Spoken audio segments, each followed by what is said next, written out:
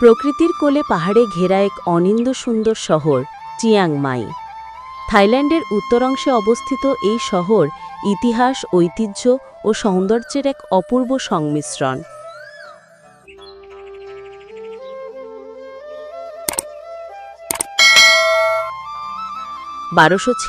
সালে রাজা মেংরাই এই শহর প্রতিষ্ঠা করেন।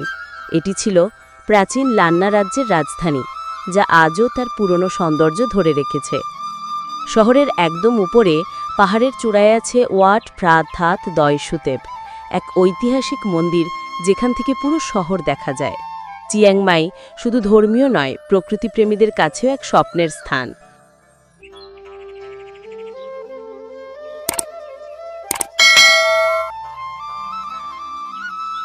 ডোই ইনথানন ন্যাশনাল পার্ক থাইল্যান্ডের সর্বোচ্চ পাহাড় এবং অসংখ্য ঝর্ণায় ভরপুর।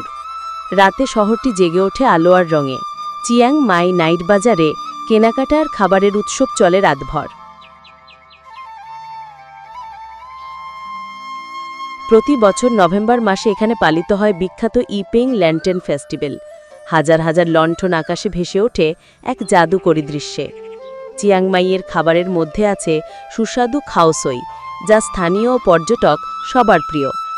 সংস্কৃতি, ধর্ম, ইতিহাস আর প্রকৃতির এই চমৎকার মেলবন্ধনে চিয়াং মাই আজও থাইল্যান্ডের উত্তরাঞ্চলের স্বর্গ হিসাবে পরিচিত। দেখার জন্য ধন্যবাদ। ভ্রমণপ্রেমীদের সঙ্গে ভিডিওটি শেয়ার করুন এবং আমাদের চ্যানেল সাবস্ক্রাইব করতে ভুলবেন না। সো এই ছিল আজকের এই ভিডিওটি কেমন লেগেছে অবশ্যই কমেন্টে জানাবেন। ভালো লাগলে বন্ধুদের মাঝে শেয়ার করতে ভুলবেন না।